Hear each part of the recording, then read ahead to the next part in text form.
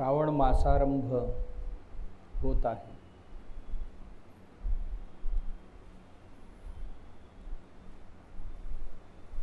श्रावण मासामध्ये श्रवण करावं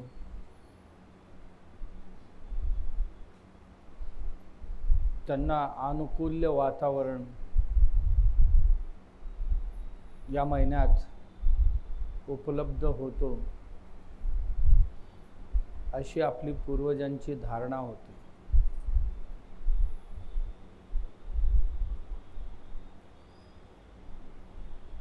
ग्रीष्म कालानंतर म्हणजे उन्हाळ्यानंतर सुरू होणारा तसा प्रथम सण आहे.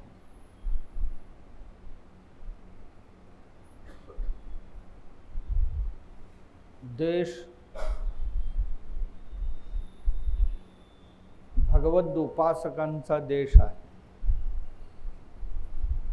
भगवंताची उपासना वेगवेगळ्या नामरूपात करणाऱ्यांचा हा देश आहे.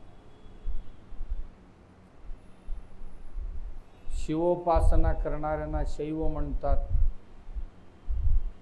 विष्णू उपासना करणाऱ्यांना वैष्णव म्हणतात, शक्ती उपासना करणाऱ्यांना शाक्य म्हणतात, दत्तोपासना करणाऱ्यांना दात्य म्हणतात, दात्त म्हणतात, गणपती उपासना करणाऱ्यांना गाणपत्य असंही म्हणतात, सूर्योपासना करणाऱ्यांना सौरपंथीय असंही म्हणतात. आणि प्रत्येकानं वेगवेगळ्या महिन्यांमध्ये आपली आपली उपासना करण्याकरता अवकाश प्राप्त करून दिलेली आहे. महाराष्ट्रात आत्ताच एकादशीला, आषाढी एकादशीला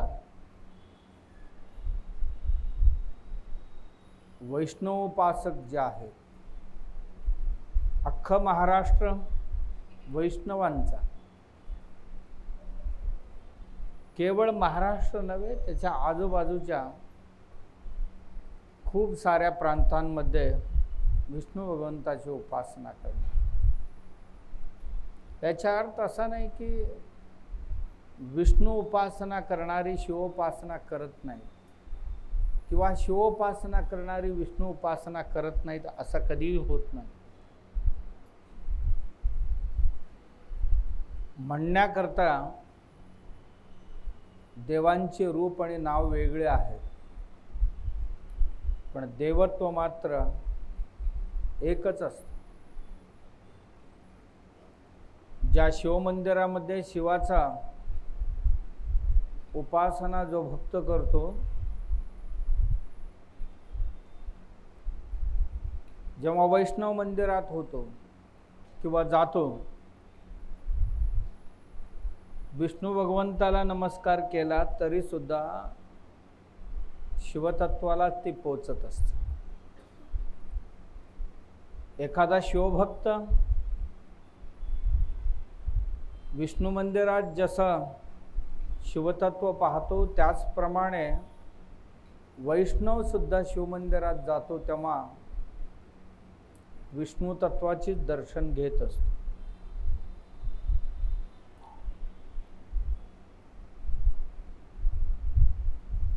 देवीच्या मंदिरात जेव्हा जातात, देवीच्या दिव्य स्वरूपामध्ये भगवत तत्व सर्वांना दिसतो. मूर्ती आणि मूर्तींचे नाव हे सर्वही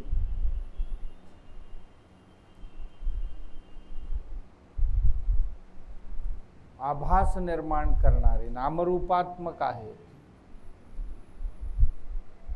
त्यातलं सत्य आहे तत्व सत्चित्त आनंद नित्य परिपूर्ण स्वरूपाने भरलेले तत्वच इथं तथ सर्वत्र उपस्थित असते. त्या तत्वाच्या अनुसंधानासाठी आपण वेगवेगळी साधना करतो. बहिःसाधना करतो, आंतरिक साधना करतो.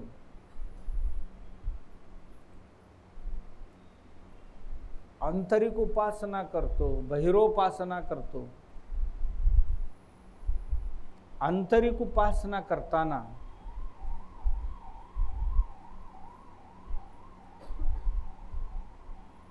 जपजाप्य करतो, ध्यान धारणा करतो. मनाला बाहेर कुठे जाऊ न देता आतमध्ये तत्वचिंतनाच्या कार्याला उद्युक्त करण्याचा प्रयत्न करतो. बाह्योपासना करताना पूजा अर्चना यज्ञयाग इत्यादी कार्यांमध्ये आपल्या सर्व इंद्रियांना व्यस्त ठेवण्याचा प्रयत्न करतो आणि मनालाही त्यातच स्थिर ठेवण्याचा प्रयत्न करतो.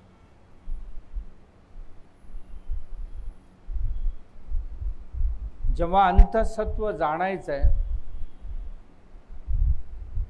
साधक अंतर्जिज्ञासा करतो. त्याच्या मनात तत्वजिज्ञासा, साधन जिज्ञासा आणि कृती जिज्ञासा ही असणे आवश्यक आहे. ज्या तत्वाचा मी ध्यान करतो त्या तत्वाची जिज्ञासा, हे तत्व काय आहे, कुठे आहे आणि कसे आहे याची जिज्ञासा माझ्या मनात असायला पाहिजे आणि तसा शोधही मी घेण्याचा प्रयत्न केला पाहिजे. आणि ह्या तत्वप्राप्तीसाठी मी काय करायला पाहिजे ही साधन जिज्ञासा. काय केले तर या तत्वापर्यंत पोचेन आणि त्यानंतर तत्वानुसंधान जमल्यानंतर माझी कृती कशी असायला पाहिजे, कृती अनुसंधान सुद्धा किंवा कृती जिज्ञासा महत्त्वाचा आहे. माझ्या व्यवहारात कोणतं परिवर्तन दिसायला पाहिजे ह्याचाही जिज्ञासा आमच्या मनात असायला पाहिजे. एक एक जिज्ञासा घेऊन माणूस पुढे चालायला पाहिजे. अशी सर्व जिज्ञासांचा आणि सर्व जिज्ञासांचा समाधान करणारे एक श्रेष्ठ ग्रंथ जसं दासबोध आहे तसेच भगवद्गीताही आहे. ज्या भगवद्गीतेला सर्वोपनिषदो गावो दोग्धा गोपालनंदना पार्थो वत्स सुधीर भोक्ता उपनिषद रूपी गाय,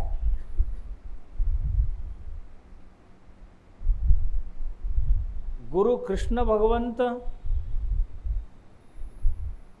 दोहन करायला बसलेले आहेत, धार काढायला बसलेले आहेत. पार्थो वत्स, अर्जुनच हे दूध पिण्याकरता वत्स होऊन जिज्ञासू होऊन तिथे उभा आहे. तसेच आपण सुद्धा आणि ह्या सर्व उपनिषदांचा सार काय असेल? भगवद्गीता आहे. गीतासु गीता कर्तव्या किमन्यैः शास्त्रविस्तरैः. एक भगवद्गीता अध्ययन केले, अन्य शास्त्रांचे अध्ययन करण्याची किम अन्यैः शास्त्रविस्तरैः.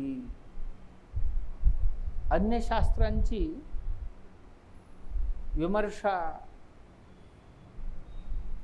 आणि चिंतन मंथन करण्याची काय गरज आहे? सर्वही भगवद्गीतेत आहे. वेदव्यास महर्षीने 4 वेद, अनेकों पुराण, अनेकों शास्त्र चाळून झाल्यानंतर सार रूपाने एक ग्रंथ लिहिला. तो ग्रंथ म्हणजे भगवद्गीता.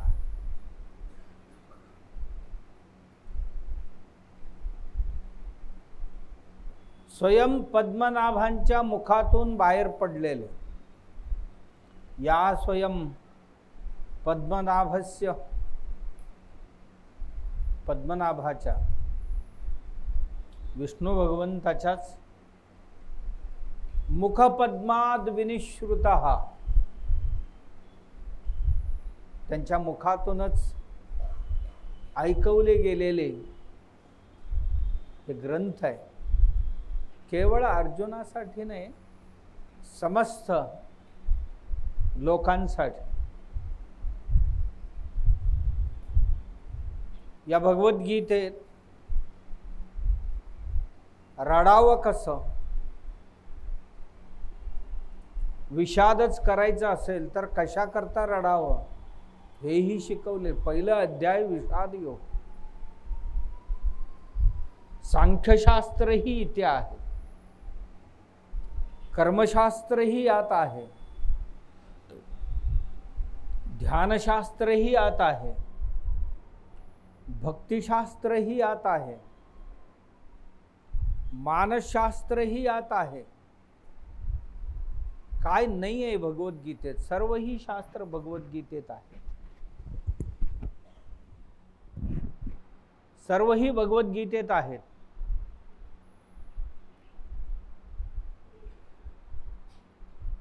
शेकडो प्रश्न आहेत, जिज्ञासा आहेत अर्जुनाची, आणि न कंटाळता दिलेले कृष्ण परमात्म्यांची उत्तरही आता आहे. अत्यंत गहन प्रश्नही आहेत. प्रश्न आध्यात्मिक आहेत, प्रश्न धार्मिक आहेत, प्रश्न मानसशास्त्रीय आहेत, कर्मशास्त्रीय प्रश्न आहेत, राजनीतिक प्रश्न आहेत, समाजनीतीचे प्रश्न आहेत. सर्व प्रकारची प्रश्न यात आहेत. संदेह यात आहेत. प्रश्न आहेत याचा अर्थ प्रत्येकाच्या मनात उठणाऱ्या संदेह, संशय, आणि त्या संशय निवृत्तीचे उपायही कृष्ण परमात्म्याने सांगितले. या 10-12 दिवसांच्या कालावधीत आपण काही निवडक भगवद्गीतेतील श्लोकांवर चिंतन मंथन करणार आहोत. निवडक 18 अध्याय आहेत, 700 श्लोक आहेत.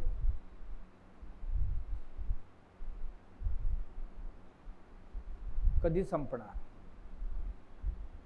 आपण 4-8 दिवसाकरता, 10-12 दिवसाकरता एकत्र येतो.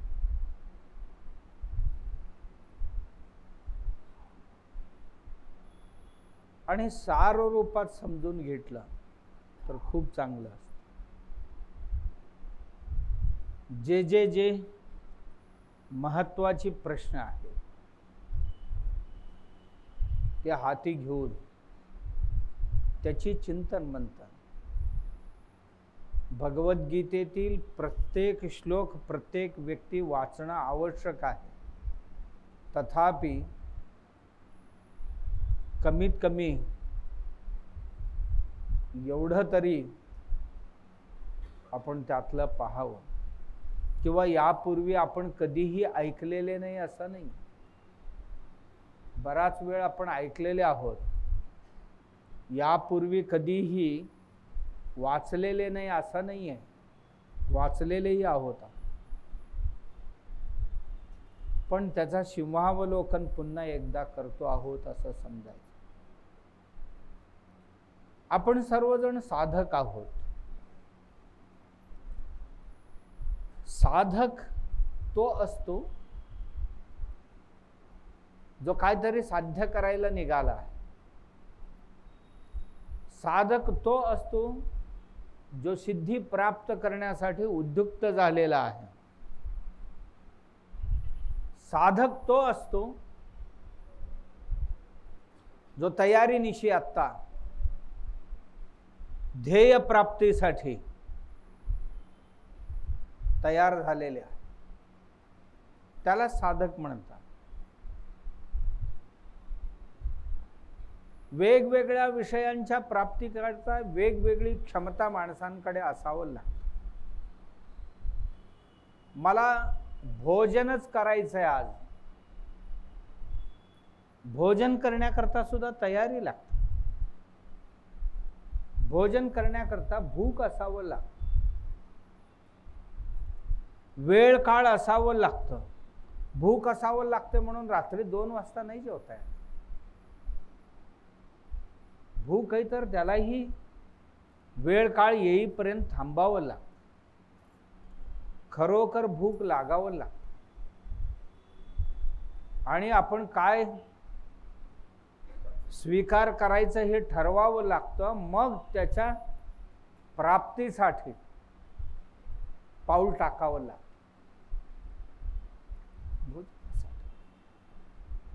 मला पैसे मिळवायचे, पैसे मिळवायचे तर तयारी लागते. पैसे काय वरून कुठेही पडत नसतात. मिळवण्यासाठी माझ्याकडे काय क्षमता आहे. अनेको मार्ग आहेत पैसे मिळवायचे.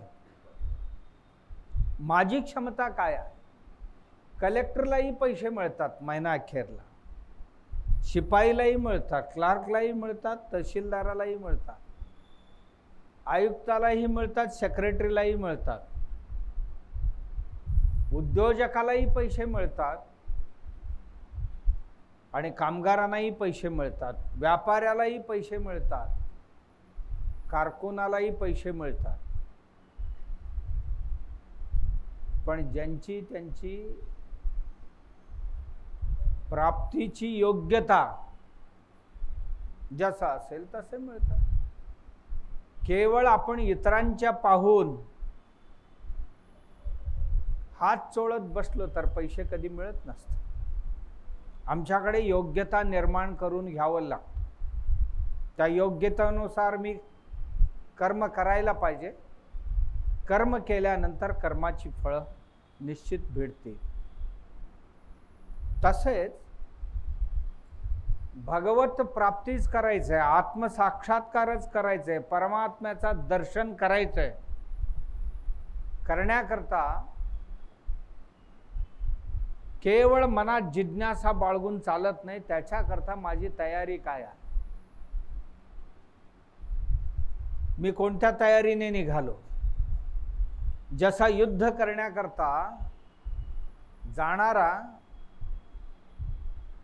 शरीर कमवतो चांगलं, युद्ध कला निपुण बनतो, सर्व कला शिकतो, अस्त्र शस्त्र चालवण्याची कला शिकतो, वेगवेगळे डाव शिकतो, मग रणांगणात उडी घेतो.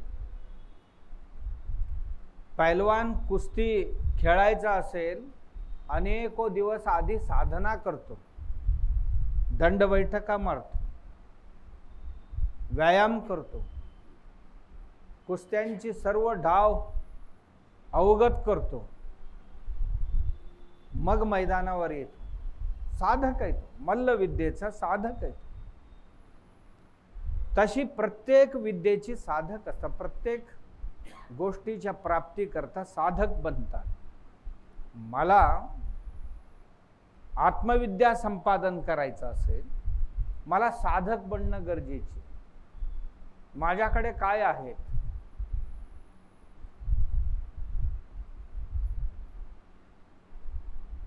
अन्यथा मला कोणत्या कोणत्या गोष्टींना सामोरे जावे लागतात.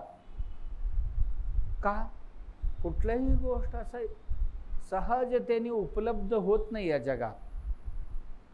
प्रयास हे प्रत्येक गोष्टीसाठी लागते. प्रयास प्रत्येक गोष्टीसाठी लागते. ज्याची त्याची एक प्रवास आहे. त्या प्रवासाकरता मी किती तयारी केलेली आहे.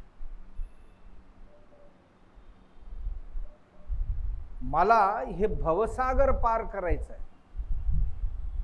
जसं जलसागर पार करायचं असेल तर होडी चालवायला तरी शिकावं लागतं. वारं, वादळ, लाटा काही आले तरी सुद्धा ते पार करण्याची कला शिकावं लागतं. किंवा शिकलेल्या माणसांच्या सहवास करून त्यांच्या मागून जावं लागतं. तद्वतच आम्हाला आमच्या ज्ञानासाठी साधना करायचं आहे. तर साधकांकडे काय असतील तर साधक बनतो, हे नेहमी आपल्याला सांगतात. माझ्याकडे काय असायला पाहिजे? एक क्षौरिक नावी क्षौर कर्म करायचं असेल तर त्याच्याकडे इन्स्ट्रुमेंट लागतात. नुसतं कला अवगत असून चालत नाही. त्या कलेला इम्प्लिमेंटेशन करण्याकरता काही इन्स्ट्रुमेंट्स लागतात, म्हणजे उपकरणं लागतात. तेव्हाच तो कार्य करू शकतो. लोहारी मला येतं म्हणून घरात बसून नाही. लोहारी करण्यासाठी भातही लागते, आयरन लागते, हातोडी लागते, पकड लागते, मग पाहिजे ते आकार, कोळसा लागतात. हे सर्व ही साधन असेल तर सिद्धीपर्यंत पोचता येतं. आम्हाला अध्यात्मात साधना करायचंय. आध्यात्मिक साधकाला तयारी करावं लागतं आणि काही इन्स्ट्रुमेंट्सही लागतात. शारीरिक दृष्ट्या तयार होणं गरजेचे आहे. मानसिक दृष्ट्या तयार होण्याची गरज आहे. वाचिक दृष्ट्या तयार होण्याची गरज आहे.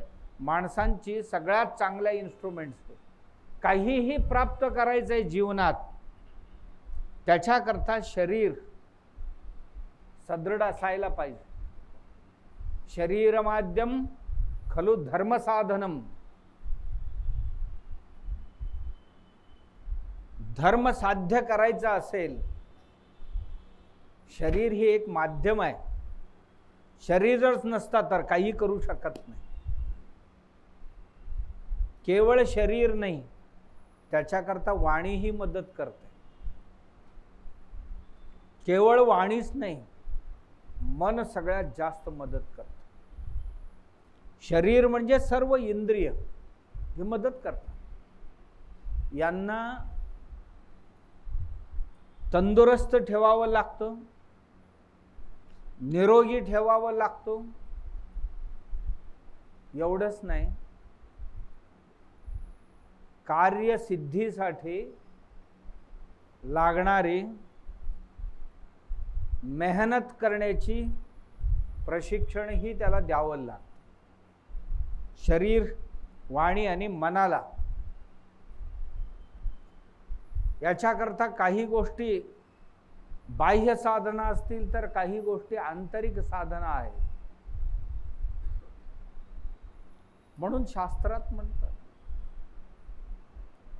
साधकाला साधन पाहिजे, शरीर चांगलं पाहिजे असेल तर चांगलं खाता पिता आला पाहिजे, पवित्र आणि शुद्ध असं खाता पिता येणं गरजेचे आहे.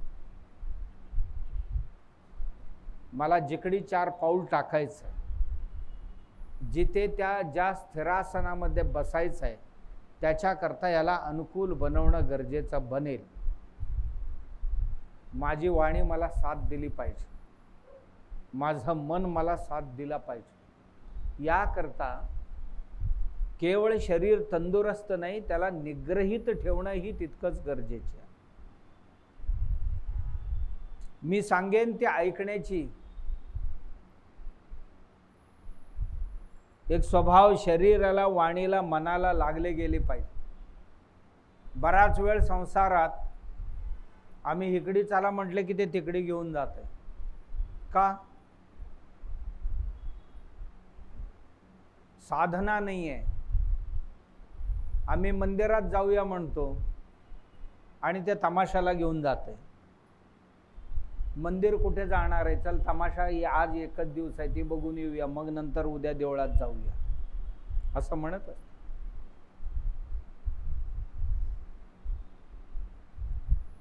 आम्ही म्हणतो सत्संगाला जाऊया, ते सत्संग कुठे जाणार आहे? मॉलमध्ये जाऊन येऊया म्हणते. का? आमची निग्रह नाही झाली या शरीरावर, मनवाणीवर आमचा निग्रह नाही आहे. जिज्ञासा भरपूर आहे मनात, पण शरीर मनवाणी आमची ऐकायला तयार नाही. ऐकायला तयार बनवणं हीच साधना आहे, हेही एक साधना आहे. मग तो अध्यात्माच्या मार्गाला लागतो. लागल्यानंतर सर्वही सोपं नसते त्याच्याकरता, तिथेही अडथळे आणि अडथळ्याने भरलेले अध्यात्म. अध्यात्म काय सोपं आहे? अध्यात्मही अडथळ्याने भरलेले. पूजा करायला बसलं तर पूजेत 1000 विघ्न, तीर्थयात्रेला निघालो तर 10,000 विघ्न, देव दर्शनला गेलो तर 1,00,000 विघ्न, ध्यानाला बसलो तर 10,00,000 विघ्न. असा डोळे बंद करून बसायचाच अवकाश. आयुष्यात जन्मल्यापासून आजपर्यंत ज्या गोष्टींची आम्ही विचार केलेले नाही ते कुठून येतात कोणास ठाऊक. रणकंदन माजवायला सुरू करतात, 5-10 मिनिटातच असं वाटतं की उठून आता चालू पडलेले बरं. का? का म्हणजे तयारी नाही. साधकाला साधना करण्याकरता जी तयारी लागते ती तयारी नाही. या संबंधातच कृष्ण परमात्मा साधकांची शत्रू कोण आहेत, साधकांनी ते ओळखायला शिकायला पाहिजे. मित्र रूपात शत्रू आमच्या समवेत राहतात. आम्ही खाल्लेले सगळे ते वापरतात, आम्ही प्यायलेले सगळे त्याच्यात ताकद वाढवण्यासाठी खर्ची पडत असते. आम्हाला मित्र आहेत असा आभास होतो, पण आमची मित्र नाही, आमच्या आत राहूनच आमची रस्ते अडवत असतात. हळूहळू आमची दोर कापण्याचा प्रयत्न करत असतात, आयुष्य घटवण्याचा प्रयत्न करतात. ज्या अध्यात्म मार्गात आम्ही चालायचं म्हणतोय त्याचा विपरीत दिशेला आम्हाला घेऊन जाण्याचा प्रयत्न करतात. शत्रू त्यांना म्हणतो आम्ही जे आपल्या इच्छेचे विरुद्ध आचरण करतात. शत्रू त्यांना म्हणतो जे आपल्या इच्छेच्या विरुद्ध वर्तन करतात. शत्रू त्यांना म्हणतो आम्ही जे आपली ऐकत नाहीत. शत्रू त्यांना म्हणतो आपण आपल्या कार्यांमध्ये भरपूर विघ्न निर्माण करतात. शत्रू आपण त्यांना मानतो की आमची अहित करू पाहतात. शत्रू आतलेही आहेत, शत्रू बाहेरचेही आहेत. बाहेरचे शत्रू ओळखणंही सोपं आहे आणि निग्रहित करणंही सोपं आहे. बाहेरचे शत्रू दिसतात, विरोध करतानाही दिसतात. एक तर आमच्यापासून त्यांना दूर करता येते किंवा त्यांच्यापासून आपल्याला दूर राहता येतं, हे सोपं आहे. पण जी शत्रू आत आहेत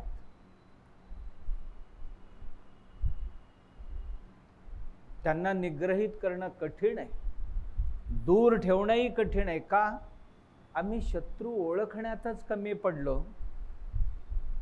शत्रूंना जर मित्र समजलो, जसा की शत्रूंचा कोणतरी गुप्तहेर आमच्या बरोबर फिरतो, आमच्या प्रत्येक कृतीची माहिती तिकडे पुरवतो, मग आम्ही आमच्या ध्येयापर्यंत पोचणार नाही याची व्यवस्था ते करतात शत्रू. तसेच आपल्या आध्यात्मिक साधनांची पण होत. कृष्ण परमात्मा त्यांना व्यवस्थित ओळखलेले आहेत. खूप साऱ्या शत्रूंची लिस्ट नाही केली त्यांनी, दोघांचीच केलेली आहे. इंद्रियस्येन्द्रियस्यार्थे रागद्वेषौ व्यवस्थितौ तयोर न वशमागच्छेत तौ हि अस्य परिपंथिनौ. भगवद्गीतेतलं 3 अध्याय आणि 34वा श्लोक आहे. इंद्रियस्य अर्थे रागद्वेषौ व्यवस्थितौ तयोः न वशमागच्छेत तौ हि अस्य परिपंथिनौ. प्रत्येक इंद्रियाचा जो विषय आहे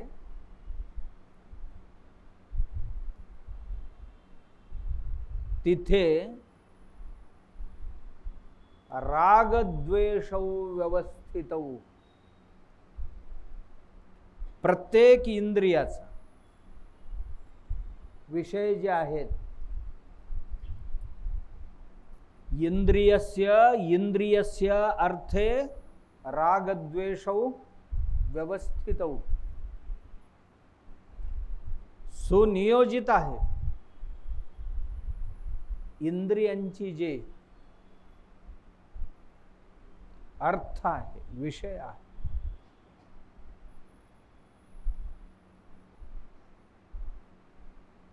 विषयांकडे जाणारी आमची जे इंद्रिय आहेत, या इंद्रियांच्या ठिकाणीच,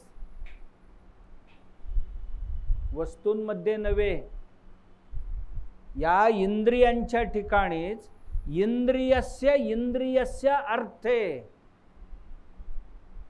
प्रत्येक इंद्रियामध्येच रागद्वेषौ व्यवस्थितौ. जगात आमची शत्रू कोण असतील? आमच्याच प्रत्येक इंद्रियांमध्ये वास्तव्याला असलेले राग आणि द्वेष. राग म्हणजे प्रीती, मराठीत राग म्हणजे क्रोध असा अर्थ होतो, पण संस्कृतमध्ये राग म्हणजे प्रीती, प्रेम. द्वेष म्हणजे द्वेष. प्रत्येक इंद्रियांच्या ठिकाणी. कान ऐकते, काही शब्द आम्हाला सुख देतात तर काही शब्द आम्हाला दुःख देतात. काही शब्द ऐकल्यानंतर मन क्रुद्ध होतो, काही शब्द ऐकल्यानंतर मनात काम उत्पन्न होतो, काही शब्द ऐकल्यानंतर तत्क्षण क्रोधात भवती, मोह निर्माण होतो, त्या रागातनं राग उत्पन्न होतो, मराठीत क्रोध उत्पन्न होतो, क्रोधातनं मोह उत्पन्न होतो. ऐकण्याने बघा ना, आपण एक 10 लोक बसलेले आहोत, कोणतरी कुठलं तरी एक गाणं लावलं, काही लोक नाचायला लागतात ते ऐकल्यानंतर, काही लोक बसल्या ठिकाणीच मांडी हलवायला, हातपाय हलवायला सुरू करतात, काही लोक मान हलवायला सुरू करतात, काही लोकांना इतका राग येतो, अरे इथे काय चाललंय, काय आम्ही आलो कशासाठी आणि हे चाललंय काय, असं म्हणत ज्यांनी लावलेले गाणं त्यांच्या घराण्याचे कल्याण करतात की नाही करतात. मंदिरात गेलोय, जर तिथे एखादा गाणं असं लावले कुठलं तरी, तुम्ही जे रोज तुम्हाला आवडते ते काय म्हणतात त्याला, कुठले गाणे म्हणतात, नाही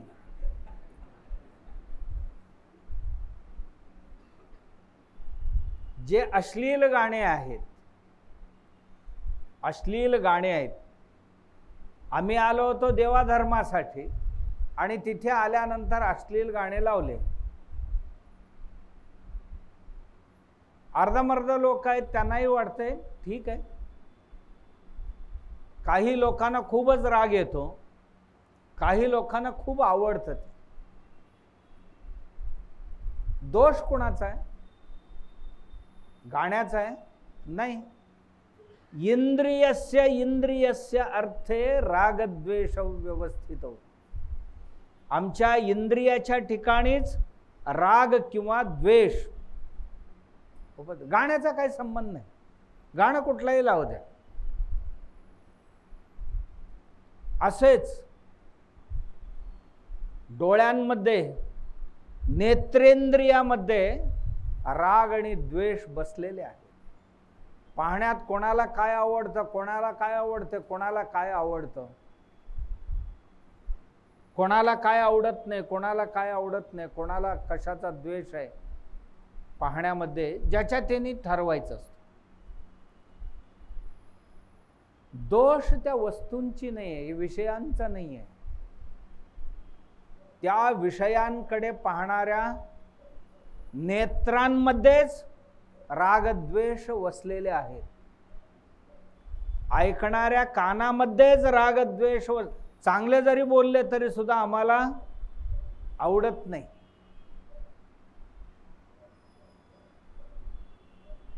खाण्याच्या वस्तूही अशीच आहे.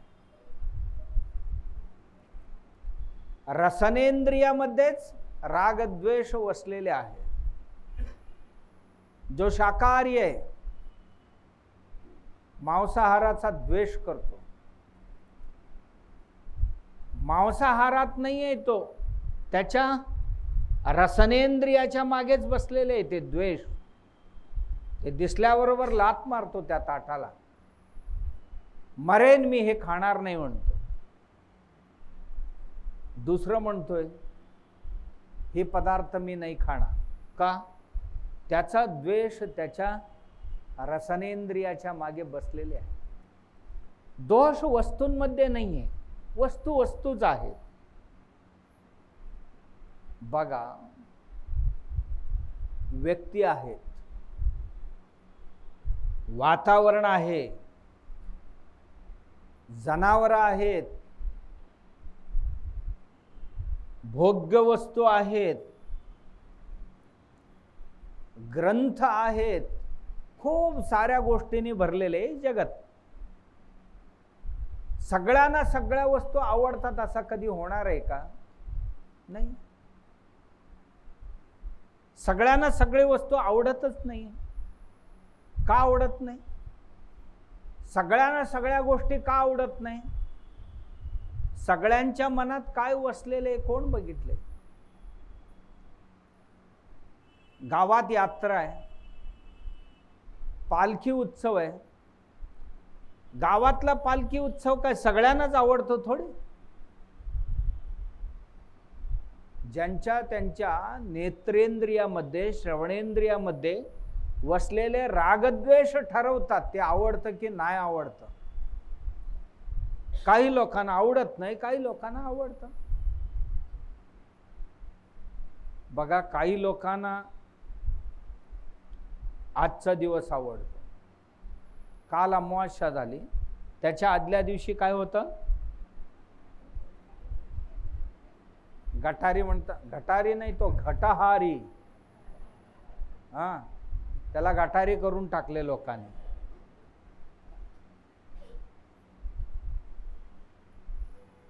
घटहारी ते.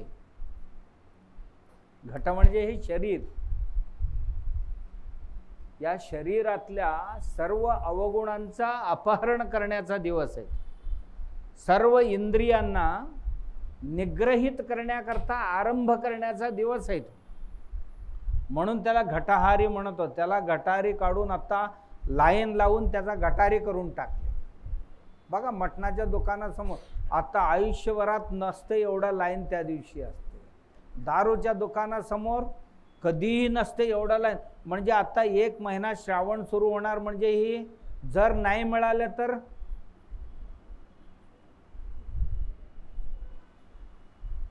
बहुतेक स्वर्गारोहणच करावं लागते का नरकारोहण करावं लागते. म्हणून आजच खाऊन पिऊन त्या घटहाराचा गटारी करून टाकूया. का? इंद्रियस्यार्थे रागद्वेष व्यवस्थित. त्याच्यावरचा प्रेम त्यांच्या मनात जडलेले आहे. त्याच्या प्रकटीकरणाकरता संधीची वाट पाहत होते. मिळाला अवकाश, गेले. श्रावण ज्या दिवशी संपतो त्याच्या दुसऱ्या दिवशी बघा तुम्ही किती गर्दी असते. आम्ही गाडीतनं येताना जाताना बघत असतो. माणसं जास्त जमलेले असले की संशय येतो. का जमतात?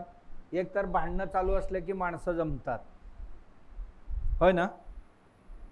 लोकांना दुसऱ्यांची भांडण पाहण्यामध्ये इतकं रस असतो ना, सगळ्या घरच्या काम बाजूला ठेवून तास 2 तास तिथे का बसलेले मना. आम्ही त्याला लावलेले व्यसन आहे. ते मनाला लावलेले, इंद्रियांना लावलेले व्यसन आहे. आम्हाला आवडतं हे पाहणं. का? आमच्या डोळ्यांमध्ये वसलेले ती सवय. गर्दी नाही तर कशाला असते? फुकटचं काहीतरी वाटत असतील तर गर्दी असते. आणि तिसरं, गर्दी जास्त कुठे असते? एखादा अपघात झाला असेल तर तिथे गर्दी असते. चौथी, गर्दी कुठे असते? जिथे कोणतरी वारले असतील तर तिथे गर्दी होते. आणि 5वं, गर्दी कुठे जास्त असते? भांडणाच्या ठिकाणी गर्दी जास्त असते. नवरा बायकोची पर्सनल असते भांडणं, पण सगळे घरासमोर लांबून बघत असतात. किती छान चालते बघूया. म्हणजे आयुष्यात ह्यांच्या घरात कधी भांडणच झालेलं नाही. इतकं सगळे विसरून आपण दुसऱ्यांच्या पाहण्यात आणि ऐकण्यात मग्न होतो. का? दोष नाहीये. दोष प्रसंगाचा नाहीये. दोष आमच्या इंद्रियात वसलेले रागद्वेषांचा आहे. कृष्ण परमात्मा म्हणतात, प्रत्येक व्यक्तीच्या इंद्रियात राग आणि द्वेष का वसलेले आहेत? हे राग आणि द्वेष का? राग म्हणजे प्रेम आणि तिरस्कार. हे का बसलेले आहेत? आम्ही लावलेले सवयी. आमच्या मनात ते का बसले? आम्ही लावलेली सवय. आमच्या अनुकूल प्रतिकूल व्यवहारामुळे ते शिकलेले आहेत. आम्हाला बरं वाटलं, बसवून घेतलं. आम्हाला प्रतिकूल वाटलं ते काढून टाकलं. चांगल्या गोष्टी सुद्धा काढून टाकतो कधी कधी. कधी कधी चांगल्या गोष्टी आपण ठेवून घेतो.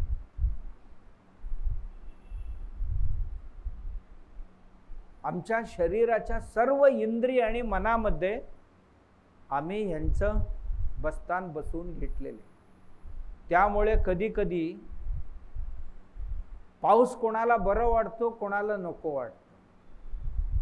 थंडी कोणाला बरं वाटते, थंडी कोणाला नको वाटते. दोष थंडीचा नाही आहे, थंडीबद्दल माझ्या मनात जे बसलेले आहे त्याचं आहे. अमुक ग्रंथ कोणाला बरं वाटते, तमुक ग्रंथ कोणाला बरं वाटते. अमुक फळं कोणाला बरे वाटतात, अमुक फळं त्यांना नको वाटतात. दोष फळांचा नाही आहे, त्यांच्या मनात जे बसवलेले रागद्वेष आहेत त्यांचा. रागद्वेष कशाने बसले, कोणत्या मार्गाने जाऊन बसले, त्याला बरं वाटलं. का बरं वाटलं? त्यावेळी त्यांच्या समवेत असणारे जे जे गोष्टी करत होते ते पाहून पाहून, ऐकून ऐकून आम्ही शिकलो. याला बरं म्हणतात. आता दारुड्यांची ऐकून दारू पिणारी पित नाही. चांगलं आहे असं कोण म्हणतो का? नाही म्हणत. का म्हणत नाही?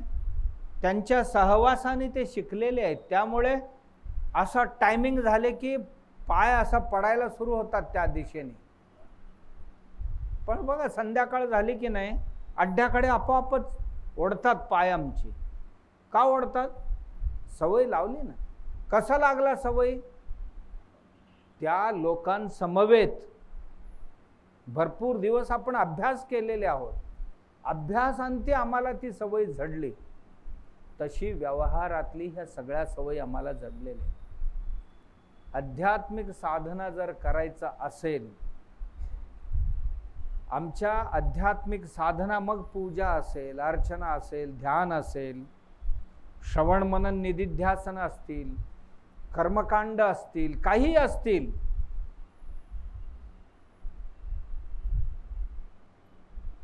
बाधा आणणारे कोण आहेत? बाहेरचे कोणी नाही आहे. बाहेरचे कोणी नाही. आमच्या मनात वसलेले, आमच्या इंद्रियांमध्ये मुक्कामाला असलेले राग आणि द्वेष हेच पहिले. बास झाले ओठ म्हणतात. बास झाले उठा म्हणणारे कोण आहेत? आमच्यातले. का? त्याला आता आवडेनं झाला.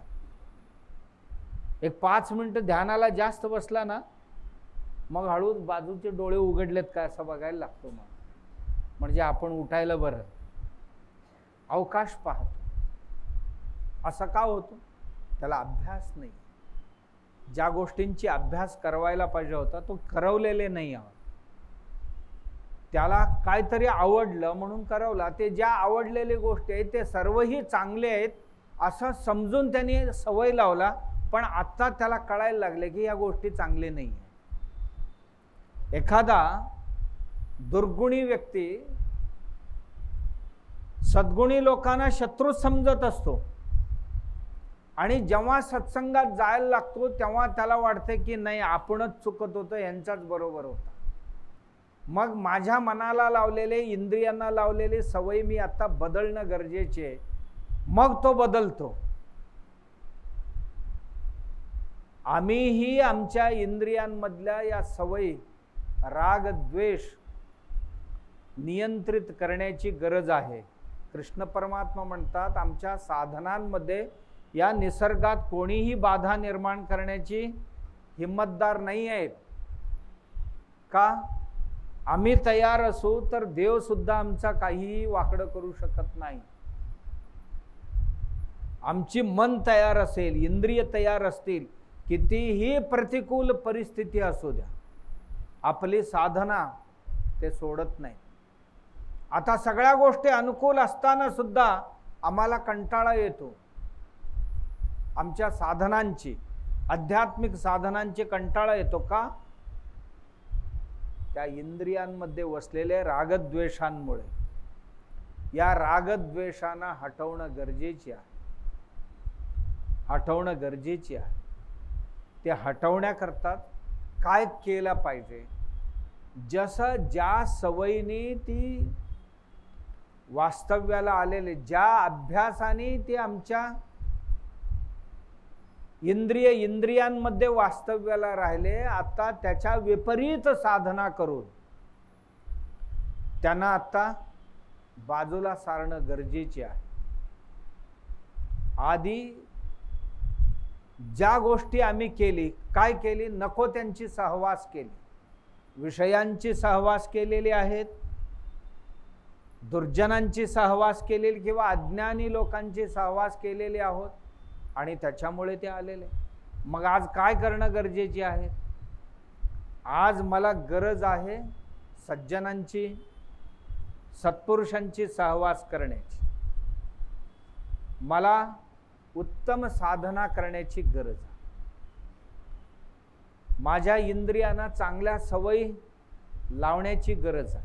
म्हणून पहिलं जे केलं त्याचा विपरीत, जसं चावी उलटं फिरवलं तर लॉक होतो आणि त्याला सुलटं फिरवलं तर ओपन होतो, तसंच असते अभ्यास. अभ्यास आधी जे केलेले त्याचा विपरीत उलट दिशेने अभ्यास करायचा आहे. म्हणून कृष्ण परमात्मा म्हणतात ही बाधक आहे. ही बाधा जी आहेत, आम्ही बरीच वेळ काय करतो, विषयांमध्येच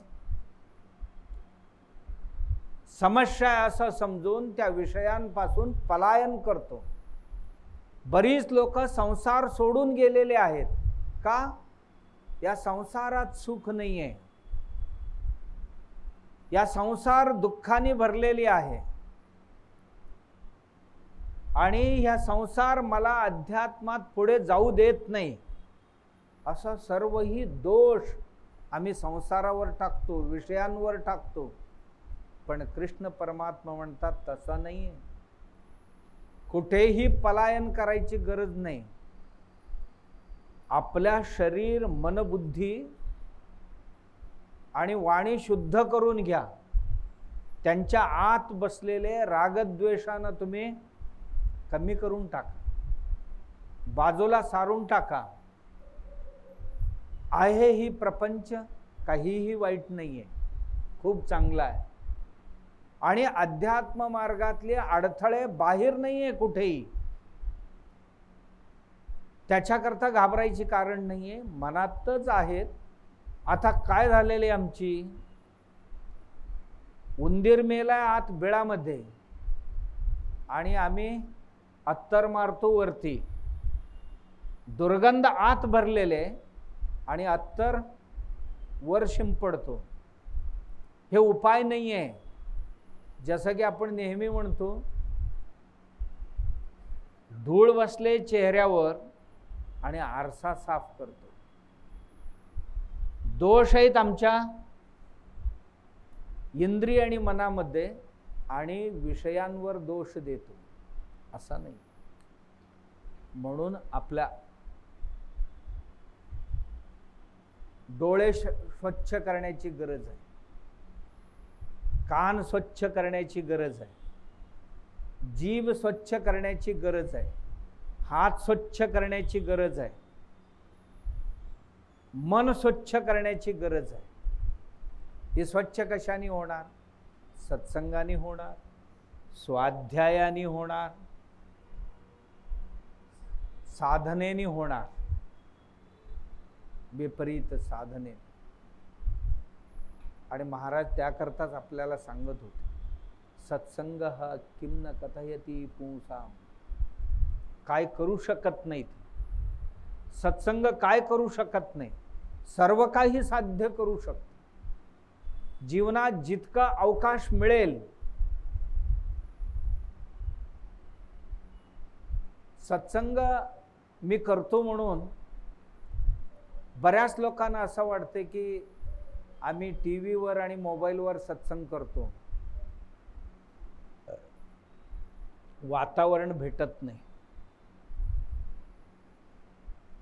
सज्जन लोकांचे समवेत बसल्याने जी वातावरण असते जी पवित्र तरंग जे आहेत, या तरंग तिथे नसतात. आम्ही प्रत्यक्ष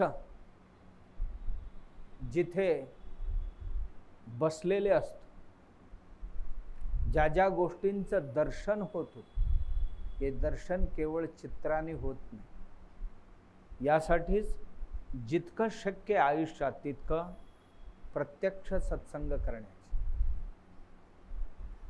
का? जाऊन तिथे बसले तरी सुद्धा बऱ्याच गोष्टी साध्य होतात. सत्संगाच्या ठिकाणी बसलो तरी साध्य होतात. म्हणून अशा सत्संगाने प्रत्येक इंद्रियांच्या ठिकाणी वसलेले रागद्वेष बाहेर काढून टाकण्याची